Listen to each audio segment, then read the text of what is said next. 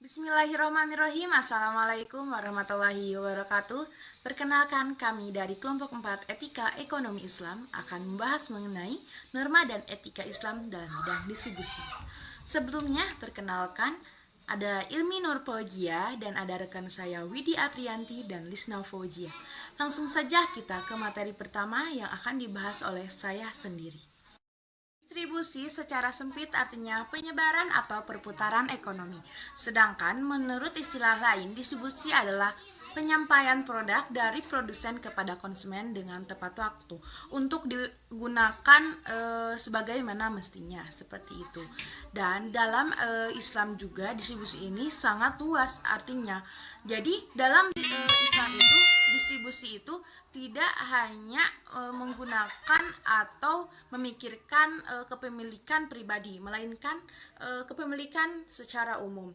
Kenapa demikian? Karena dalam Islam juga ada distribusi pemerataan seperti ada infak, sedekah, dan zakat. Itu dikatakan distribusi karena penyaluran dana atau penyaluran ekonomi atau penyaluran produk dari satu pihak kepada pihak yang lainnya. Dan dalam Islam juga dijelaskan bahwasannya distribusi itu harus tepat sasaran atau tepat penerimaannya, jangan ada penyelewengan seperti itu. Dan juga fungsi dari distribusi itu ada penjualan, pembelian, pengangkutan, dan penanggungan resiko. Yang selanjutnya adalah konsep moral. Nah, dalam konsep moral yang harus diimplementasikan dalam kehidupan bermasyarakat dan harus dijelaskan kepada masyarakat, yaitu yang pertama, mengubah mindset atau pemikiran masyarakat terhadap distribusi. Karena apa? Yang sudah saya jelaskan tadi, bahwasanya distribusi itu bukan hanya bertujuan kepemilikan pribadi saja, melainkan ada secara umum seperti harus adanya zakat, infak, sodako, karena itu bertujuan untuk pemerataan ekonomi juga. Jadi tidak ada bahasa yang miskin semakin miskin, yang kaya semakin kaya. Jadi di sini yang kaya memberikan sebagian hartanya kepada yang membutuhkan, yaitu tidak ketergantungan kepada pihak lainnya. Kenapa saya berbicara seperti ini? Karena kan sudah jelas tadi dikatakan bahwa infak sodakoh itu adalah bagian atau instrumen dari pemerataan ekonomi atau pemerataan kekayaan.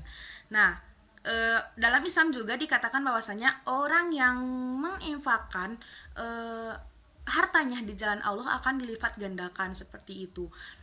Kita ambil contoh ketika si A memberikan infak kepada si B, dan si B itu digunakan uangnya untuk modal, dan kan lambat laun usahanya akan berjalan lancar, dan si penerima itu nantinya tidak hanya sebagai penerima lagi, jadi bisa jadi sebagai pemberi, dan dia sudah tidak ketergantungan kepada pihak lain seperti itu, atau tidak ketergantungan dari yang memberi tadi, seperti itu.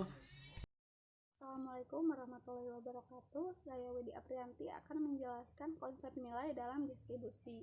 Sistem ekonomi yang berbasis Islam menghendaki bahwa dalam hal pendistribusian harus berdasarkan pada dua nilai, yaitu nilai kebebasan dan nilai keadilan. Nilai kebebasan. Nilai pertama dalam bidang distribusi adalah nilai kebebasan. Kebebasan di sini adalah kebebasan dalam bertindak yang dibingkai oleh nilai-nilai agama. Hal ini berdasarkan pada dua hal persoalan. Pertama, yaitu keimanannya kepada Allah dan mentauhidkannya. Kedua, keyakinannya kepada manusia. Selanjutnya yaitu nilai keadilan. Keadilan adalah lawan dari kata zolim, yaitu meletakkan sesuatu bukan pada tempatnya. Jadi keadilan itu meletakkan segala sesuatunya pada tempatnya. Keadilan tidak seperti pemahaman kaum kapitalis yang menyatakannya sebagai tindakan membebaskan manusia untuk berbuat dan bertindak tanpa campur tangan pihak manapun, tetapi sebagai keseimbangan antara individu dengan unsur materi dan spiritual yang dimilikinya. Keseimbangan antara individu dan masyarakat serta antara suatu masyarakat dengan masyarakat lainnya.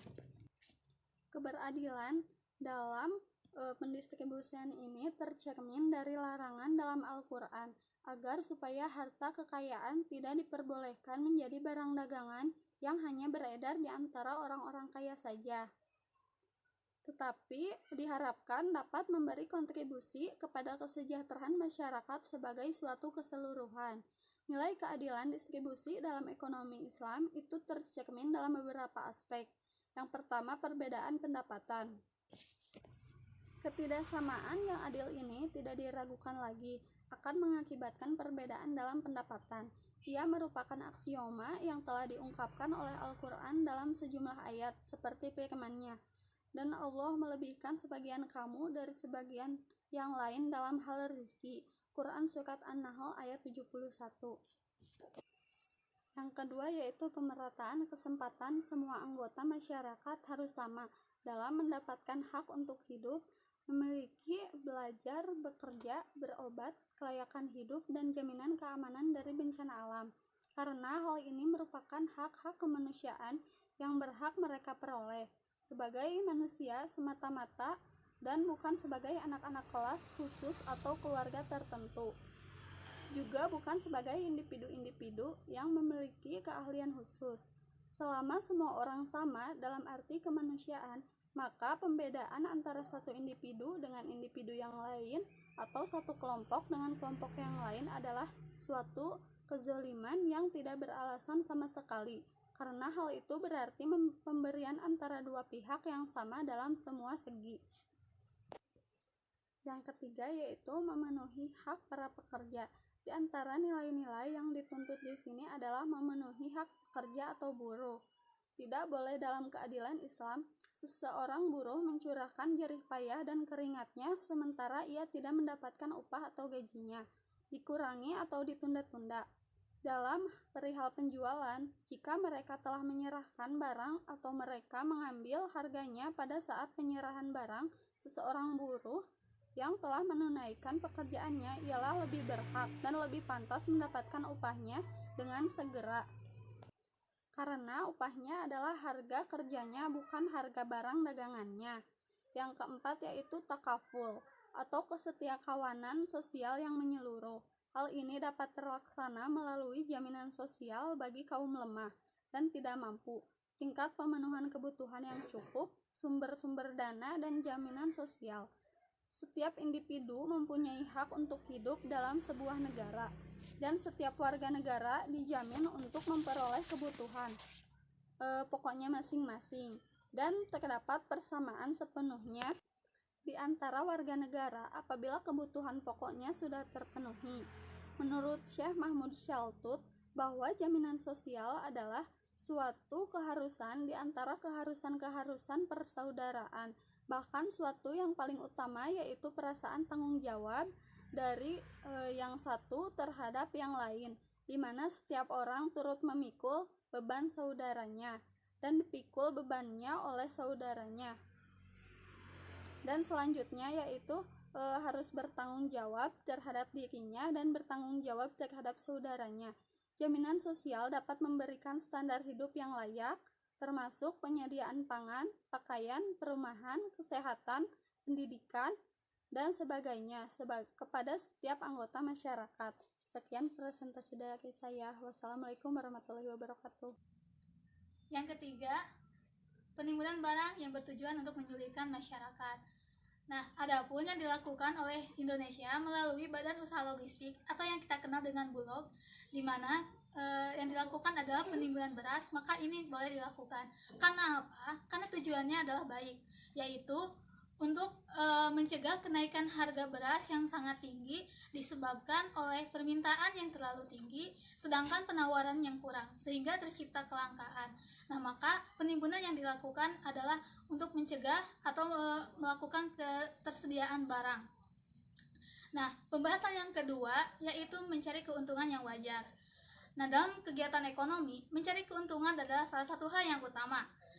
Namun, para ekonom diharuskan tidak boleh mengambil keuntungan yang terlalu tinggi karena itu akan menyulitkan kepada masyarakat, dan tidak boleh mengambil keuntungan yang terlalu rendah atau sedikit karena itu bisa berakibat kepada dirinya sendiri, baik itu berupa kebangkrutan pada usahanya atau dan yang lain. Tentang distribusi kekayaan yang meluas.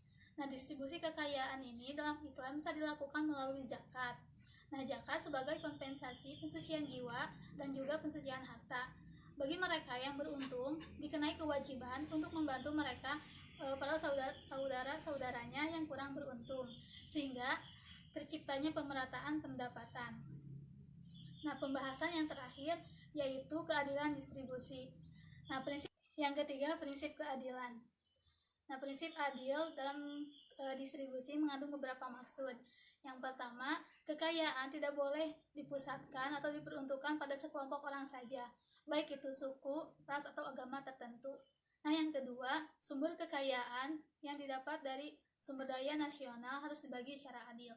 Dan yang ketiga, tidak boleh melampaui batas dalam tumbuhnya kekayaan seseorang. Nah, prinsip keadilan dalam distribusi akan menciptakan suatu kontribusi yang baik pada kualitas hidup yang lebih baik. Sekian dan terima kasih. Wassalamualaikum warahmatullahi wabarakatuh.